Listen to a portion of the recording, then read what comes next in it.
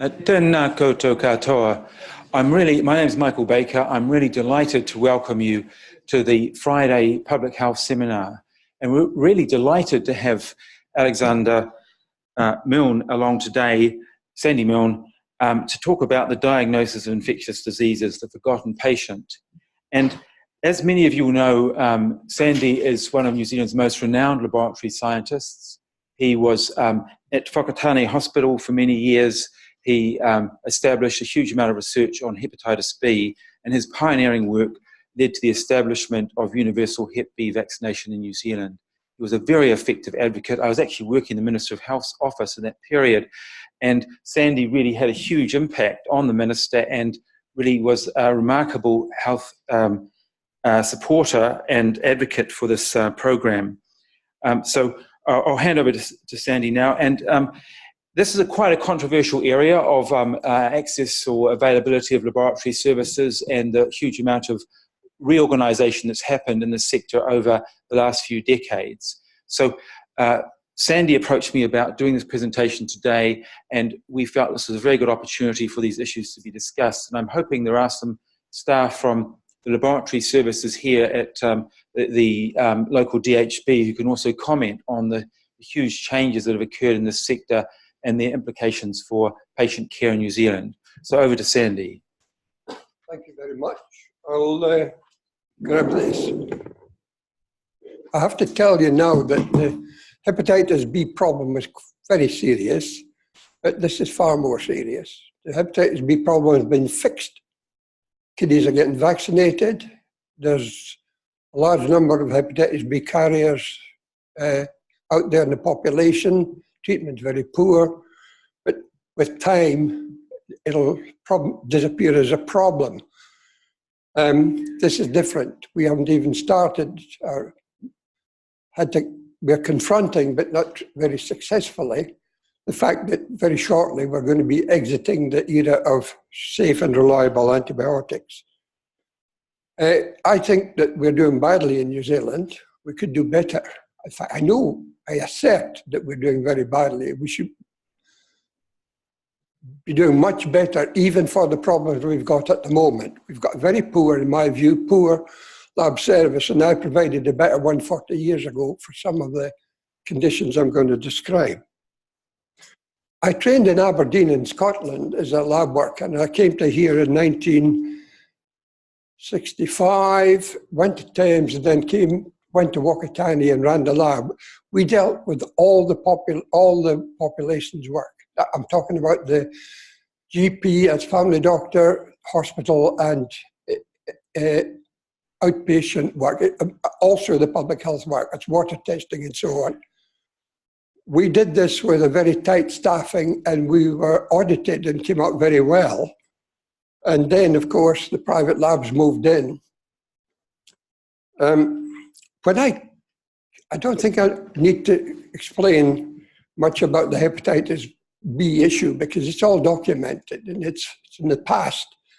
But the work I did was generally in the face of intense obstruction from the very people who should have been leading the battle. And it's the same with this one here. I'll give you some examples of how we should be doing better later. I would like to also tell you that almost a year ago, I went to the Ministry of Health for a meeting with the CEO, Dr. Andy Simpson, and Peter Jane, who liaises with the district health boards and try to persuade them that we should not be centralising and privatising clinical laboratory services, for microbiology anyway. I'm not so worried about chemistry and hematology, but microbiology is special. And other people have told me that, and you shouldn't need to be told either. I spent an hour briefing these gentlemen, and they were writing furiously. They shouldn't have had to write a word. They should have known everything I was telling them. And I clearly didn't get anywhere. So I've been doing this for a long time now. And we haven't got anywhere. Anyway, I did brief this man, told him about the consequences of not providing a good service. I'm talking about an extra day in a hospital bed at $800. That's not counted or costed. Patient being sick longer, repeat testing, antibiotic repeats, all these consequences of a delayed service. And I waited for another 3 months to get the reply. And here's the reply. And I'm reading this, ladies, you don't need to read it. It included statements like the privatisation and centralisation generally leads to improved quality. It leads to improved clinical oversight. It supports staff competence and expertise from the exposure to larger volumes of specimens. That's nonsense. Firstly, it doesn't improve the quality of service. Secondly, we don't get clinical, as the microbiologist, I don't need clinical oversight. And if I did, I won't get to 2 a.m. from a pathologist in Tauranga. The other thing, it supports staff competence. It might support the staff competence in Tauranga, but what about the lab where the patient is? The Whakatane Hospital. This is applying all over the country. So they might be improving the staff competence at the centre, but out in the wops, because that's what Whakatane is, we've got the least expert staff there doing the more dangerous urgent work. The other thing they say is that transport is excellent, it'd be improved all the time. Nonsense. The guidelines are 2 hours maximum. That's the ministry's own guidelines before the specimen to reach the laboratory. No specimen from Whakatane reaches, or Potiki or Kawara or anywhere there. Same all over other parts of the country. No specimen hits the lab bench within 4 hours, or very few, if any. Some of them are 24 hours, some of them are 48 hours. Not many, but some.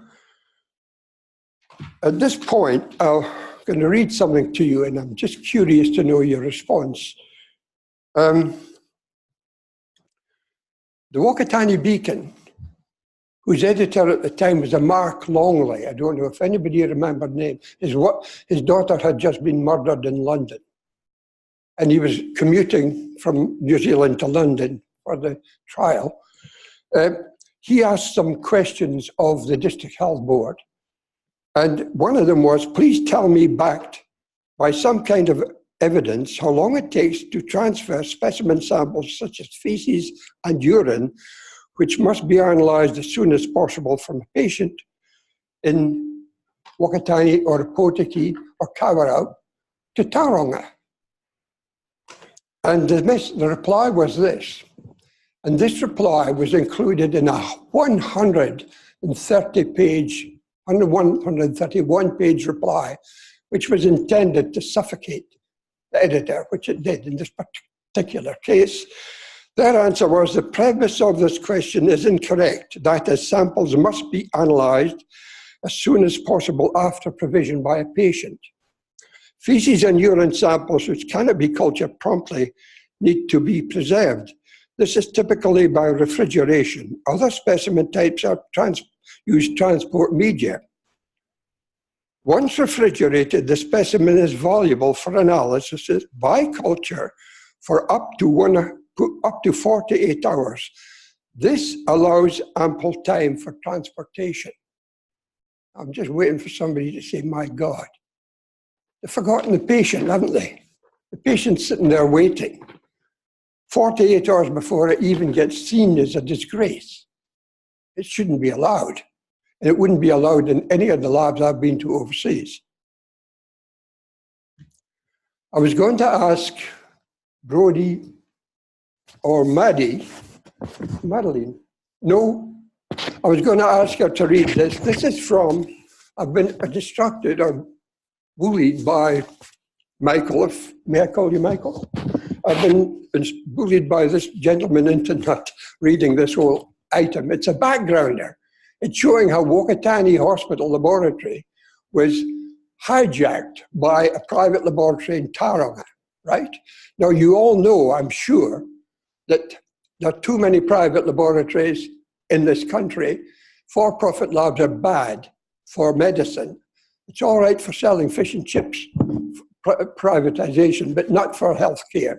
And in fact, you also presumably know that 70%, I've checked, it's not much more yet, but 70% of our lab services are owned by an outfit in Melbourne called HealthScope. And the other 30%, or approximately 30%, are owned by Pathology Associates Limited in Hamilton. Before I proceed, I meant to ask, are there any lab scientists here? None. I was going to say earlier, they were talking about specimens can be preserved. Does anybody here know of the use of a preserving fluid for urine? All I know is boric acid, which is used in some countries, but it's not a very good idea. It does more harm than good. Back to this. I was invited to write this article because the problem in Britain is similar. We've got private outfits trying to hijack the system. In New Zealand, they've won. Most of the GP lab services in this country are run by private, that's for-profit labs. And I assert that they're being badly done. Now, at the beginning of this campaign, which I was invited to lead the campaign to reverse the downgrade in Whakatane 8 years ago, but we knew it was coming because 20 years ago, I told you we were running the whole laboratory services from our hospital lab in Whakatane. 20 years ago, the government of the time, in a moment of madness, allowed the private lab to come in and pick off the low-hanging fruit, which is the GP work, where you don't have to go 24 hours a day and over the weekends. And they did that despite strong protestations from the community, including from me and others, including doctors. By the way, I'm not a doctor of medicine. I've taught many of them, but I'm not a doctor of medicine. Anyway, they came in, they managed to get into Whakatane Hospital. They took all the low-hanging fruit, which was more than 50% of the workload, and we predicted, and it was predictable, what would happen. That the lab itself would go backwards, morale would drop, it would be a mess, and it was a mess. Ready, ripe for picking by a private lab. And MedLab in Tauranga took advantage of this about 8 years ago. At that point, because I'd had some success with the hepatitis B battles, the senior medical officers at the Whakatane Hospital asked me to lead a campaign to get to stop the takeover of the hospital lab. And they'd actually written, perhaps you could read this after all, one of you. They'd written to the chair of the District Health Board, this, just down to here. This bit? No, just down to here, from here to here. Memorandum from Senior Medical Officers, Whakatane Hospital, to Chair, Bay of Plenty District Health Board. Subject, routine microbiology services, Whakatane Hospital. You, the Bay of Plenty DHB and Path Lab, have asserted in public comments that Whakatane Hospital SMOs are happy with the actions of Path Lab, which are strongly endorsed by your board, in disestablishing the routine microbiology department at Whakatane Hospital. 2, microbiology lab results from Tauranga are received more promptly. 3, there has been an improvement in Whakatane Hospital lab services since Path Lab took over the Whakatane Hospital contract in mid-2010. None of the above statements is correct. The contrary is true. Please desist. In other words, they were wrong. The doctors were most unhappy with what happened, but they were ignored, and a lot happened after that. After that, we had petition after petition and meeting after meeting, and we couldn't knock them back. You'll notice, some of you who are up to speed on this, that that was done under national. You will notice that the Taranaki Base Hospital last year in June had the same battle, and they won under Labour. I'm going to ask you to read this in a minute. In fact, read it now. You will know that specimens should be delivered to the laboratory immediately after collection to preserve viability of fastidious organisms, to prevent overgrowth of fastidious organisms by rapidly growing ones, and to prevent multiplication of clinically insignificant harmless bacteria, which could be erroneously interpreted as being clinically significant. The major task is to keep the time delay between collection and inoculation of the media to a minimum. This was highlighted by PathLab USA. This requires cooperation from the nursing staff, transportation personnel, the physicians, and the laboratory. The maximum time between collection and receipt in the laboratory should be less than 2 hours. Thank you. Well, the reason for me telling you this must be obvious. The key thing is transport. The transport of a specimen from a patient to a lab should be as quick as possible. In fact, the American Society for Microbiology had this to say: transport all specimens to the laboratory promptly within 30 minutes if possible. And as I've told you, the routine is about 4 or more hours in our area. It's the same all over New Zealand. Now, the doctors who were worried were not consulted by the ministry or by the DHB or by anyone else or by International Accrediting New Zealand. If they'd asked some of the doctors, they might have got something like this. This is from a doctor in a Portuguese. Yeah, the whole thing. Hi, Sandy. No, I was not consulted by Dr. Ikram. I note she states her conclusion is based on information given to her by PathLab. This information is based on a false premise that the samples will have a transport time of less than or equal to 2 hours, based on her inclusion of the standards tables for specimens. We also note this is down to 1 hour transport to the lab for feces samples. As you're well aware, transport time is well over 2 hours from at least anywhere outside Whakatane, and maybe be the same from Whakatane itself as specimens travel on non-dedicated couriers. Temperature control is also not regulated at all. Given these standards of transport time, I now call into question any rural area that I've ever worked in being able to deliver samples to the lab within these times, 2 hours, and perhaps the whole of the country's collection systems of samples to distant labs. I now shudder to think how many specimen samples have been altered by this transport delay. I would also ask why the government has not set a standard for all lab samples, including blood tests.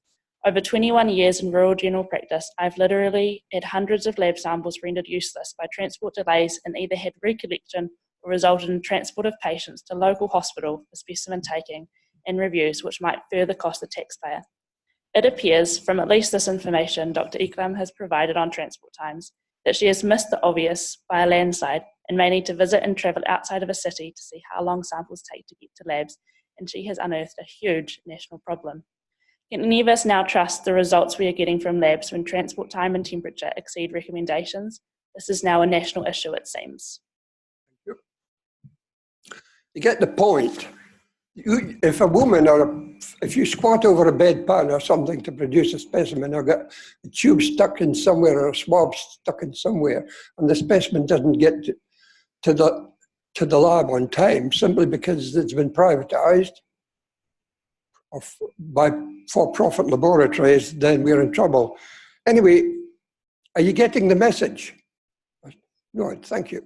Anyway, having been asked by the doctors in the hospital and the community as well to lead a campaign, I was going to Britain anyway, so I visited a number of centres of excellence. Some of them are very worried about the trend towards privatisation. And in fact, I spoke to the top people, including staff of Dame Sally Davies, who's a chief medical officer advising the British government. And now this sounds dramatic. Antibiotic resistance is now as serious a threat as terrorism and could trigger an apocalyptic scenario. And it sounds a bit melodramatic, but in fact, I think it's true. And she warns that in 20 years' time from when she said that, some operations that are routine now will not be performed. Presumably you know that. Anyway, I went to these different labs, and I came back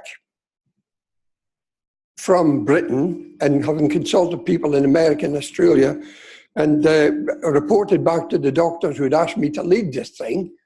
And then I asked to speak to the board of the district, the chair of the district health board, and all the members. And I tried time after time. In fact, I tried 3-4 times to speak to the board, and I was blocked every time.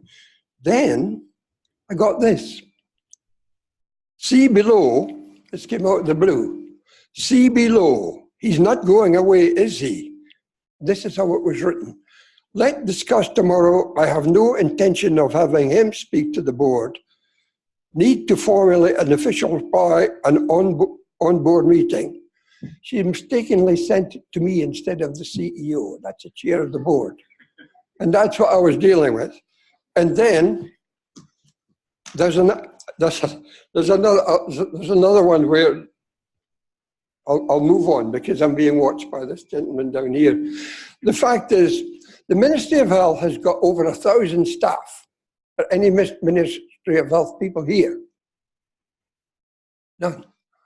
It's got over 1,000 staff, yet it had to get a private pathologist in Akaroa to provide the government's Health Select Committee, which I was addressing, with advice on this issue. She sat in a chair in Akaroa. She didn't contact one patient or one of the complaining doctors. And she spoke to the path lab people, and she wrote a report lauding the Taronga people. Now, this is how your system is working now, folks. She did that and said, including 11 pages of guidelines for processing specimens.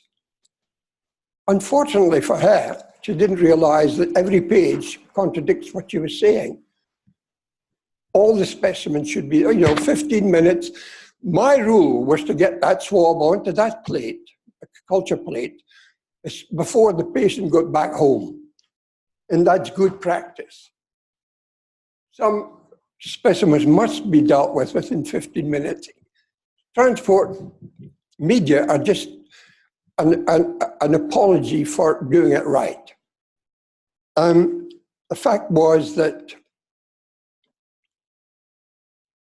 she had advised the government about this thing, not realizing she'd made a major bloomer, but it didn't matter because nobody noticed. Even when I said, look what she said, every specimen in New Zealand from a GP, few specimens get to the lab on time, and it's critical. If you know anything about microbiology, bugs grow very quickly. Bugs can kill very quickly. Bugs themselves die very quickly. If you don't get them on that plate, you get a false diagnosis. Some labs overseas would refuse to process a specimen that isn't received within 2 hours anyway. They would just refuse to handle it. Anyway, the fact is that the private labs do this all the time and nobody knows. I think if patients knew what was going on, they would raise an uproar. Or maybe I'm not right. Maybe they would just carry on the way they're going. Anyway, I've reported this to MPs all the time. And in fact, a few years ago, when Annette King was the Shadow Minister of Health, I invited her to a meeting in Whakatane, and she said, oh, I can't come, but I'll send a letter of support to the editor of the Beacon, the same Mark Longley, whose daughter had been killed. And this is what it said. Just read that bit. Read it from there. Dear Mr. Longley, I am sorry I could not accompany Sandy Milne to the council meeting next Wednesday, 20th November.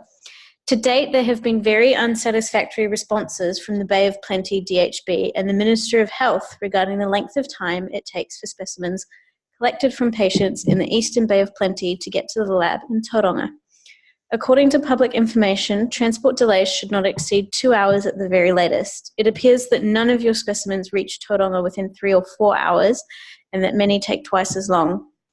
Moana Maki MP has kept me regularly updated with the progress of your campaign to have your microbiology department reinstated, and I am greatly disappointed at the rejection of your petition to Parliament.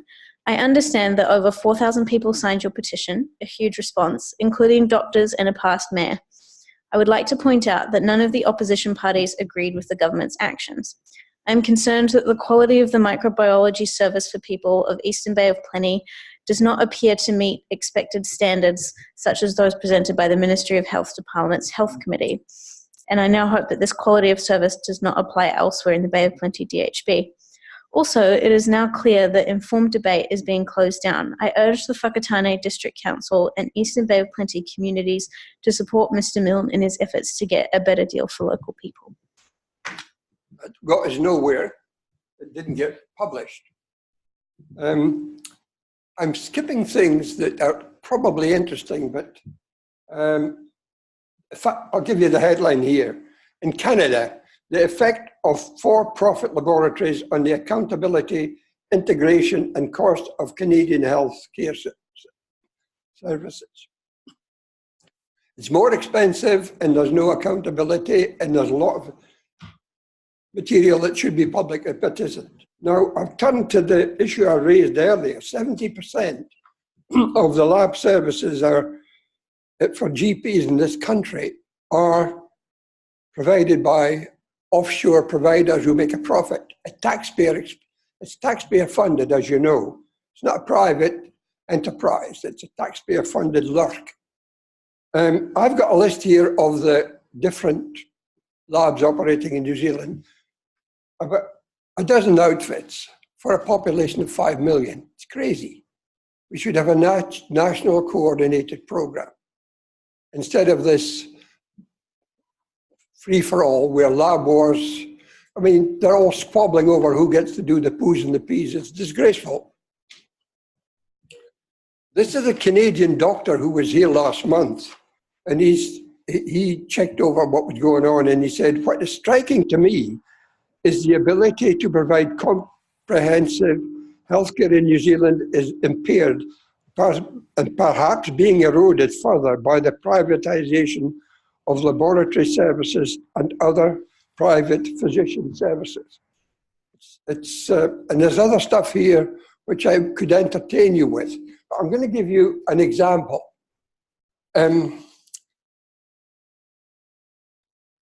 The lady in charge of sexual health in Whakatane is a Dr. McDougall. She complained to me that she was getting a terrible service since a private lab took over, and that she lost her, that's not the word she used, but that's what she meant. She lost her great cooperation with the hospital laboratory. It wasn't there anymore. She used to get a quick response. Now, for those who don't know, you can diagnose the vast majority of genital infections in 15 minutes. I can do it now. And when she told me that, I said, oh, I'll help you. You send your patients round just with their swabs to me, and I'll give them a cup of coffee and a report in 15 minutes. And they'll get the right treatment within the hour. And she said, great idea. Well, I think she said that. It's a while ago. But the next thing that happens, I get this thing from the Medical Sciences Council of New Zealand. Sorry about this. The Medical Sciences Council have received a notification from PathLab informing the council you intend to be practicing without a permit. So not only would they not do it, but they were damn sure nobody else would be allowed to do it properly. I'm moving on to the last presentation before I wrap up. And I'd like one of you ladies to read it. This is the only doctor on the district health board to the chair of the board. Start from there. I have been very disappointed with the way you conducted last week's board meeting. In the presence of the Mayor, the local press, and several representatives of Whakatane groups and iwi, you repeatedly asserted that you had spoken to a number of specialists at the hospital and that everyone was happy with the closure of the microbiology department as proposed by PathLab. You also repeatedly interrupted me by saying that I could not speak for the doctors at the hospital, even though you knew that I had been chairman of the Whakatane Postgraduate Medical Society for the last 5 years, that I attend the grand round at the hospital every week, and that my hospital colleagues have asked me to represent their concerns, as they felt unable to address neither the board nor the public under their employment contract. As this was such a crucial point at the meeting, I have to ask, did you really speak to a number of senior doctors, and were they really all happy as you asserted? I asked you before the meeting to not only give PathLab the opportunity to present their opinion, but also allow the board to hear from the immediate past laboratory leader, Russell Cole, or anyone else to give the other side of the story regarding potential risks to patients. Are we really that naive to believe that Richard Massey will give us the whole picture? You repeatedly mentioned misinformation being out there. Who says that what was presented to the board by Richard Massey was not misinformation? You disallowed the most important question I put to Richard Massey, pathologist in Tauranga. Is there any chance that these changes implemented by PathLab could lead to a delay in diagnosis and treatment of our patients, and subsequently to increase morbidity or even mortality? By answering it yourself and then closing off that part of the agenda. There's another few words, but it doesn't matter. Dr. Poppy was my strongest supporter. He eventually gave up and went to Australia. He sent me a letter saying he would like to keep going, and these are his words. I tried my best, but I was beaten by lies, deceit, and profiteering. Now that's a doctor in this country, under the system we've got here. I hope you get the message that if we're going to have a service, it should be a good one. It needs to be a good one right now, let alone when the antibiotic problem starts. Anyway, at that same meeting where he was bullied, the chairman said, oh, none of the doctors are complaining to me. And I said, well, I was sitting a meter behind her, and I stood up and I with a fistful of letters saying they complain to me, they trust me, and I was ordered to sit down or leave the meeting. So I made my way out. On the way, a Maori leader stood up, jumped up, and he said, I want to support Sandy. She was told to sit down, or you'll have to go as well. That's the kind of system we got. I've got a lot more to say, but he won't let me say it. But I'm going to give you some numbers. There's 320 plus staff at the Bay Plenty District Health Board labelled Management Administration, 320. That's 20 boards. I've had 730 letters of encouragement from doctors.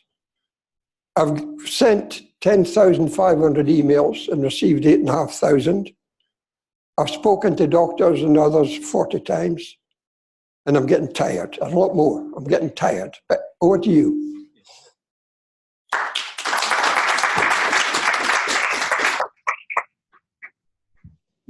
I was sorry to, I guess, draw that presentation to a close, because obviously you've got a huge amount of material, but we want time for discussion, because I think you've raised so many important issues. So are there some questions or comments from the audience? I think we've got, is it Tim Blackmore in the back there, who we really encourage laboratory scientists to come along, because... Is he a scientist?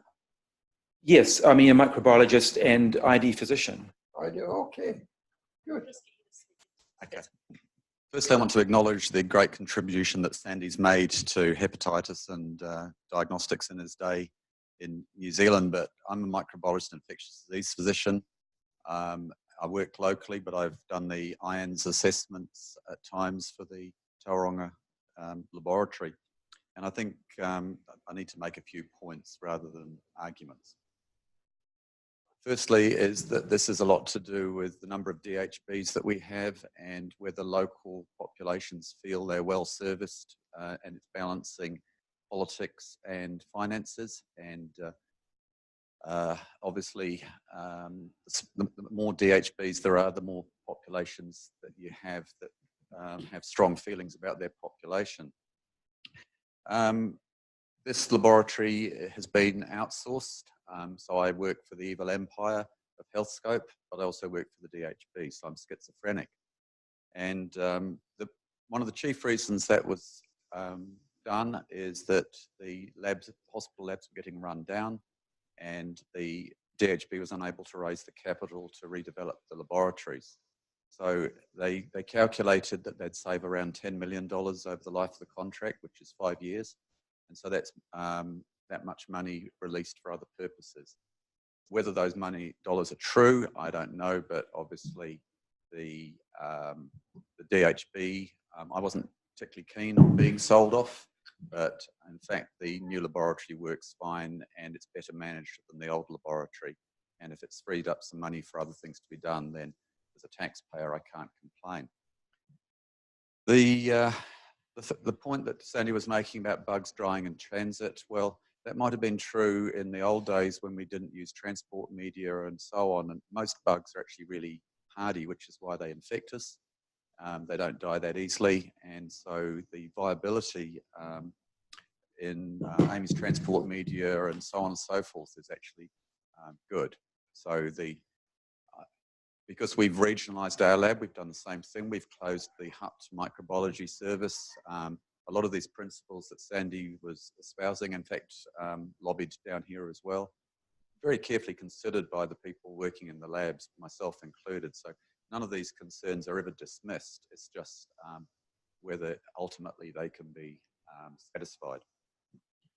The point that's, I'm not sure if it was made by Sandy, is that Tauranga is the first laboratory in New Zealand to have total lab automation.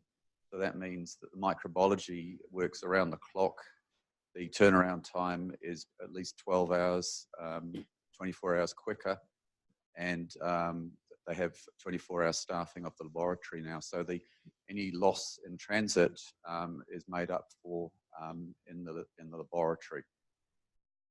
The other point is I also supported sexual health here. I've worked in sexual health, and I found that the competency of the gram stains and things from sexual health from having a local lab weren't as good as the state-of-the-art PCR testing. So in fact, I would do the same thing. I wouldn't want locals doing small volumes without good training and competency assurance to muck around looking at small volumes, because these things are not life-threatening emergencies. It's better to get it right rather than to get it wrong and all the downstream consequences.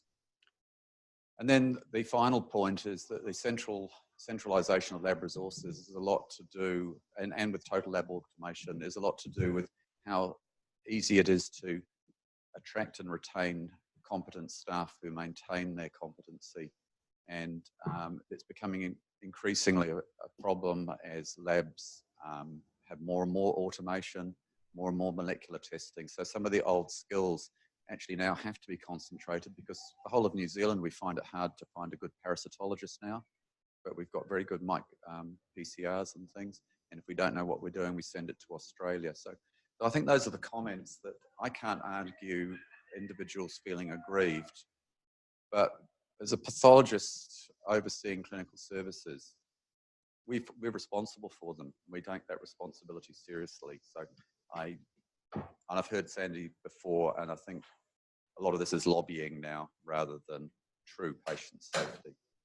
Okay, I have to reply. Yes, absolutely. How can I be lobbying? I'm retired. This is costing me money. Nobody's lobbying me. In fact, I get feedback every week. In fact, I had feedback on Tuesday from a practice manager telling me another horror story about a specimen not being attended to properly. The other thing is the Whakatane Hospital Laboratory was on audit, often better than the Tauranga Hospital, but in private lab as well, before it was taken over. The guy Russell Cole, who ran it, works here now. He was dismissed for saying, this is not a good idea. This mention about genital infections, it's just recent comments. You can diagnose it. In fact, I diagnosed one last week in 3 minutes. Well, sorry, 3 minutes after I finished the stain. Cool, we'll just got one of the questions. Wait a minute, I'm nearly done. Turnaround time. The fair way of describing turnaround time is when the specimen leaves the patient and gets to the lab and comes back, the report comes back to the doctor. Path lab in Tauranga doesn't do that. It starts a turnaround time measurement from the time the specimen reaches the lab bench, which might be a day or two later. It's just a big con, in my opinion. And we need a personalized service, not this centralized. And the equipment, by the way, I've had all the best equipment in the world in my time, and the best equipment's no substitute for a good pair of hands. So, okay, there you go. Thank you. So we've got another question up here. If you could just identify yourself, so that would be great. Kia ora, I'm Lara Rangifetu from the Department of Health here. I believe it's the same issue. I talked to a doctor that I knew who stood up for this, and their personal life became whale oil bloggers, I guess, inspiration for stories. So they basically they believe, got personally persecuted for standing up for this issue. And so I don't know a lot about the workings, but my question is, what would you suggest for people who do disagree, given your experience, and obviously the backlash or roadblocks you've come up against, what would you do differently, or what strategies would you employ to try and at least get your voice heard better? Do you mean disagree with me or disagree with the system? Disagree with the way things are being done. Yeah, well, it sounds like either the national government or the system was against your point of view. And how do you think, or do you think there are? Well, it wasn't just my point of view. Yeah. Oh, yes. Sorry. I don't know the details. It sounded like you had a lot of evidence that backed it up. What I was wanting to know was, what would you recommend for others who are in your same boat to get your point of view heard better? Because it seemed like they kept roadblocking you. Yeah, simple. Contact the media, news media. They need to hear the truth. They seldom exaggerate it, in my experience. As long as you tell them straight, don't make a mess of this. And that's how we won the hepatitis B battle. In Kawerau, this is quick. In Kawerau, 70% of the children, Maori children, had been infected with hepatitis B before they were 11 years old. 22% of the male Maori people aged 15 to 19 were carrying the blood virus. They were the source of infections for others. Despite that terrible statistic, I was obstructed by the very people who should have been leading. In the end, we won, largely because of the news media. I'm not in favour of working parties. I've been in working parties, some dreadful working parties, and I don't like the system of doing this. What you need is half a dozen guys, women, certainly women, at least half of them should be women together, because they're the principal, they bear the burden. If somebody's sick in their household, they have to look after them, and they themselves, 90% of them are going to get genital infections or multiple genital infections in their lifetime. That's what you've got to do. You've got to get your message heard elsewhere. I'm hoping that you guys will go, oh, there's a website, Microbiology Action Campaign New Zealand. It's quite good, but I haven't contributed it for 5 years because I've been busy doing other things. If somebody's got time to look it up and give me advice on how we can beef it up, I'd be very grateful. The last thing is, these guidelines on how to get the specimen to the lab was written by a path lab outfit, not by me. These are the guidelines. Get the specimen there in time. And some of the equipment, the flash equipment that people are speaking about, in fact, they've got the shortcomings, haven't they? I'm asking the gentleman who just spoke. Yes, they have. But we don't have infinite money. You don't need infinite money. You just have to count the cost of doing it wrong, which is prescribing the wrong antibiotic and have to repeat it, having to call a patient back and having to do a retest. The patient trouble from a guy from Kawerau to come into Whakatane and go back again. This isn't rhetoric, this is fact.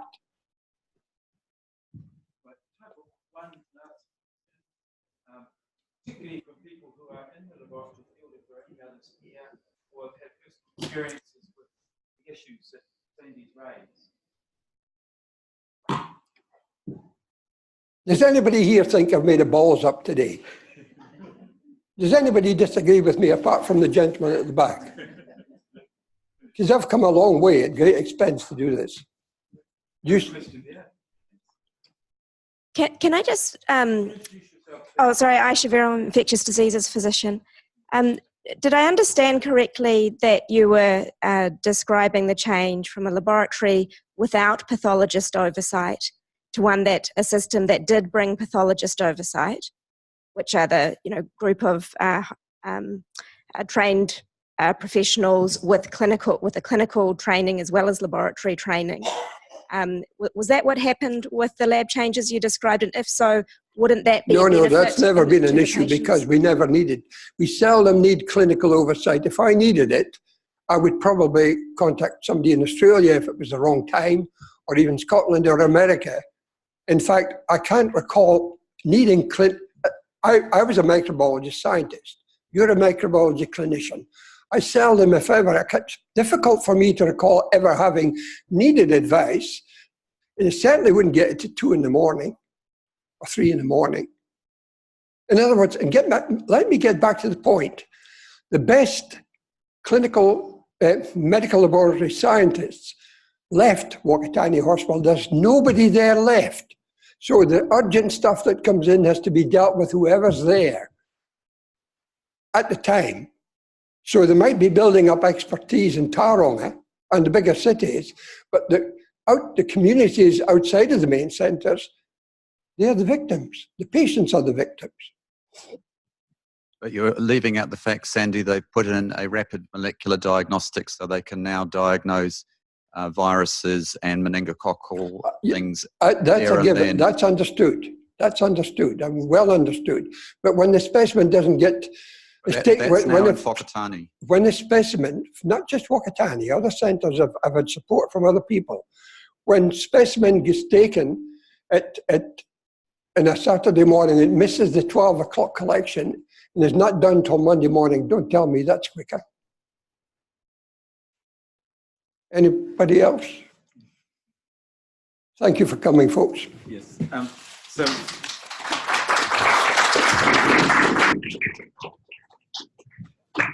Again, a huge thank you to Sandy Milne for coming around to raise these issues. And I think most of us know this is an area that we often don't think about, the laboratory services, but it's really the meeting place of all of these amazing forces of economic rationalization, outsourcing, privatisation, centralisation, globalisation, and a whole lot of disruptive technology. And I think the issues that Sandy's raised, I think, apply to a lot of health issues. That is around what are the net effects, who's measuring these, who decides, and who's auditing the impact of this. And given the unfortunate downsizing also of our media, who will investigate these concerns? And I think all of us today are privileged to have met or have heard one of New Zealand's most effective health advocates who has a huge legacy in terms of delivery of a service, hepatitis B vaccination, to some of the most underserved and underprivileged people in New Zealand. So that's a remarkable legacy. And also I'm so impressed, Sandy, that you're continuing to be a very effective advocate on these issues. And I also want to thank you for demonstrating that you can be a very effective communicator without PowerPoint, and also Maddie and Brody for their help with delivery there. So thanks again, Sandy. I'll wrap up by, I've been keeping an eye on Michael Baker for the last 20 or 30 years, and it's lovely to see you. You don't look any the worse for wear. And I want to thank Brody and Maddie for being so helpful. You realise that there was a lot of speaking going on there, and I had to miss out some bits because of this gentleman here. Please, folks, when you go out the door, Michael said this to me a couple of days ago, lots of these folk are going to attend the meeting and they're going to rush out and they go, look, do something else and maybe forget what you said. That's not the words, but that's what you implied. Don't forget it, folks. It's not going to affect me. It's not going to affect one or two. I'm the oldest. In fact, I'm older than any two of you put together. But the fact is that it will affect your children and your grandchildren. We need to prepare right now for what's coming next. And we've got to spend more money on it. We're spending a lot now. It is not accounted for. The audits are terrible. And I've got evidence that they do not audit this. It's a big, trust them, they're doing well. And when they consult the fox and not the chicken. There you go. And just one other constructive thing, of course, is, as you know, we've got the major review of health and disability services happening, and there is, I think, almost a once in at least a decade opportunity to make a submission, particularly with lots of useful evidence attached. So I'm hoping, obviously, Sandy will be making a submission, but all of us, I think this is an opportunity to raise all of these issues around the quality and equity of our health system. So thanks for coming.